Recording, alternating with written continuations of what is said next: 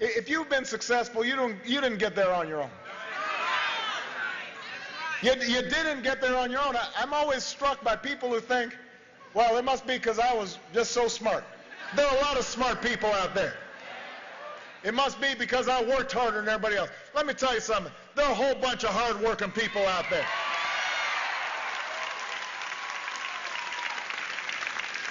If you were successful, somebody along the line gave you some help. There was a great teacher somewhere in your life. Somebody helped to create this unbelievable American system that we had that allowed you to thrive.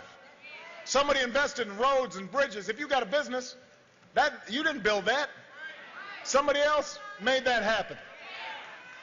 President Obama, what you have said is outrageous and disgusting and false, because the government did not get our business going. My husband and I did. We did it by working 7 days a week, 15 to 16-hour days, sacrificing and saving and working hard to build something from nothing. The government did not aid us in any way, shape, or form. So I'm sorry to have to disagree with you, but you don't know what you're talking about. There is absolutely nothing, President Obama, that you have done to enable, to help, to guide, to direct me in my business. The only thing that you have done is taken away the economy that supports my business. By taxing the rich, the money does not filter down to the services that supply the rich. You have hindered the entrepreneurship of those individuals who can glean and learn and grow their businesses based upon the economy. You have nothing to do with my business other than, being in the way. And I really wish you'd, get out of the way. And I'm very disappointed. You had a wonderful opportunity to bring wonderful things, to this country, and you chose to, turn your back. And you've turned your back on small business. You support regulation. You've done everything you can possibly do to destroy the entrepreneurial spirit of this country. I have been in business with my husband now for the past 33 years. My husband has started this business over 50 years ago. The government never did anything for us, but I will tell you that the government did a tremendous amount to hinder our progress with overtaxation, overrules, overregulation, micromanaging. They have made it very, very difficult. They've taken a lot of the joy out of the business. So we have actually succeeded in spite of the government, certainly not because of the government. I'll tell you, I'll be, pretty clear. I've never heard something more ignorant in my life, and I find it incredibly disturbing, when the leader of the greatest nation on earth has a total lack of understanding of rudimentary business in America.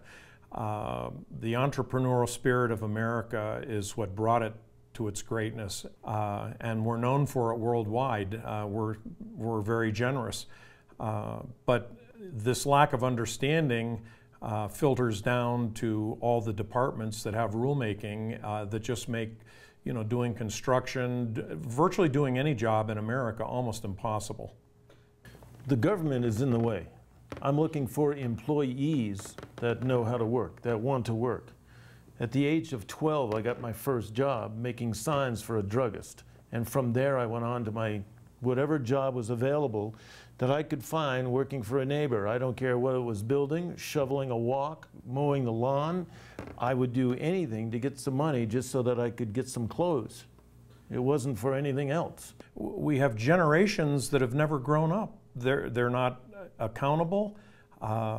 They're not self-sufficient. They don't know how to take care of themselves. And we're in a country now where pretty much 50% of us are taking care of the other 50%. They feel like they're entitled. Yeah. Everything is given. Back then, everything you had, if you want it, you go out and get it. You earned it. I worked for one man for 1 year, and I decided at the end of the week, I got paid for what I did. End of story. Now, if I want to work next week, I come in on Monday and I show it. If I don't, that's it. But he owes me nothing. I owe him nothing because I got paid to do it. Right now, these guys, at the end of the week, I wanted to say, what is it that I should give you this piece of paper with my name at the bottom of it? Because the attitude has changed from wanting to work, needing to work, to you owe me. The wonderful thing about, building and being an entrepreneur is, at the end of your working day, you can walk away and look back and see something that you've accomplished.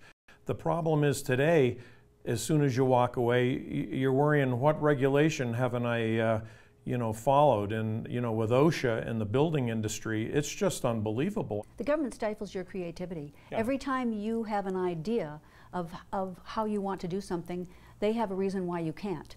And then they control you so much that you're just like all of your competitors because nobody is allowed to do anything differently. So I really resent the president's statement considerably. I am stymied because the way I started 41 years ago, it was a free market. It was, I survive, I make it work. Right now, you could say I'm semi-retired. I only work 7 to 7 half days compared to what I used to do. How can they help me? It's too big. Get out of the way. I have finishes that I have to use that slow up my process. I have rules that I have to follow that slow up my processes. It's not just me, it's the whole industry, which causes the consumer to pay more. Therefore, they can't afford it. Therefore, it doesn't get built. All of us are competitive business people, and we are going to do the best we can by both our employees and our customers to try to keep them safe and to have the highest quality experience possible. Otherwise, they're going to go to our competitors. That's the beauty of capitalism. That's the beauty of the free markets.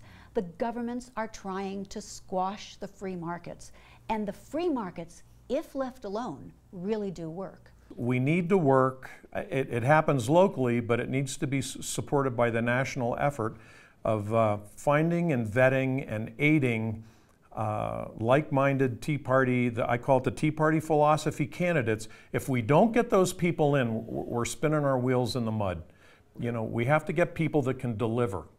What Tea Party Patriots can do, and what they do best, is to help educate us, first of all, because it's impossible to know all the issues that are happening at any time. And then, if they could be engaged on our behalf at the Washington, D.C. level in Congress, to keep sending the message that we want to get back to limited government, we want to be able to let the free markets work. And I think that they are doing that already. I want to see them continue doing that. I want to see them involve the state and local coordinators in those efforts more like they did in Wisconsin. We made a huge difference in Wisconsin with Governor Walker. That was big. I'd also like to see them come and help us on our individual state levels when we have problems with our own state government, because they can bring the power of all of the states down to an individual state level.